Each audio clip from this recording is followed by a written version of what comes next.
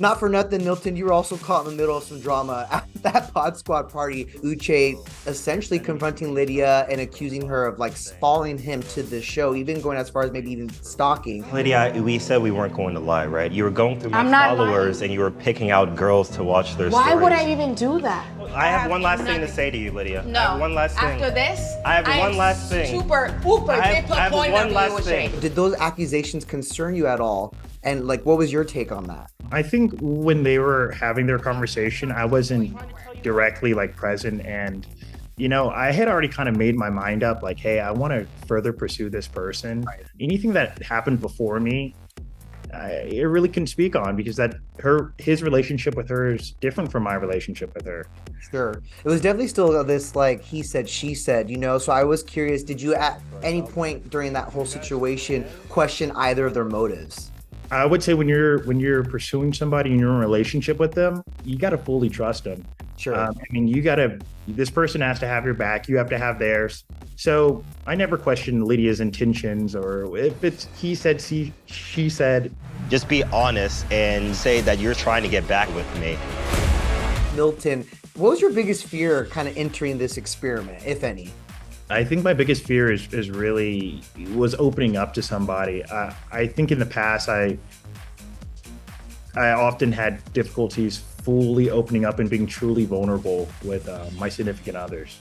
So that was a little nerve-wracking going into the pods. Is that a reason why you signed up for the show, though, to kind of push yourself to that place, right, where you can be open and vulnerable and potentially meet the love of your life? So actually, I kind of agreed to go because it was a really unconventional experience. It was something I'd never heard of. I've heard talks about the show, and then when I learned more about the whole experiment overall, I was like, that is so interesting and super weird and quirky, unconventional. And I said, that's me. I think I'm an unconventional guy. So Okay. yeah, I'll take it. I'll take the chance. Do you know if you can really handle this? Wait, hold on. Let me put on the glasses that are right here in front of me. So now I'm feeling much more confident. Okay, good. Well, Milton, Lydia often brought up your age gap, a lot of it was joking, but it did come up a lot, but it never seemed to deter your connection.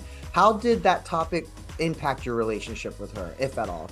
I mean, I think it was kind of like the elephant in the room. So I just kind of took it up front and said, hey, let's address it now.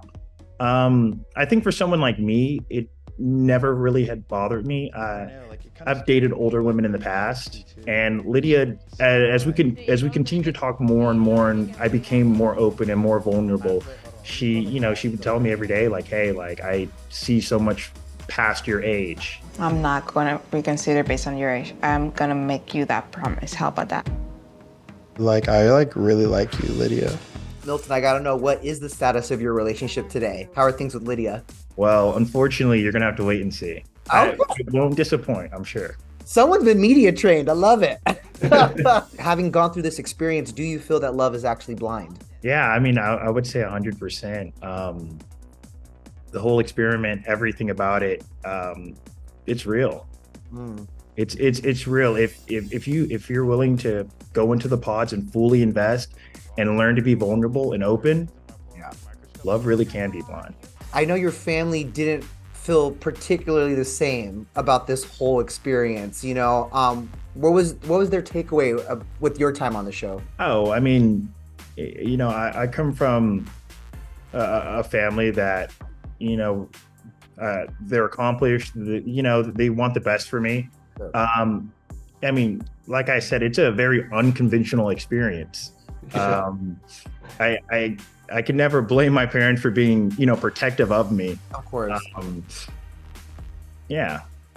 And you said you're an unconventional guy, and they probably know that better than anybody. Oh yeah. Like my parents knew. They said, hey, this, my dad, he was like, look, this guy, this is my son. This is my one and only son. Once he puts his mind to something, he says, hey, he's going to do it. There's no talking him out of it. So just ride along with him. Let's see what happens.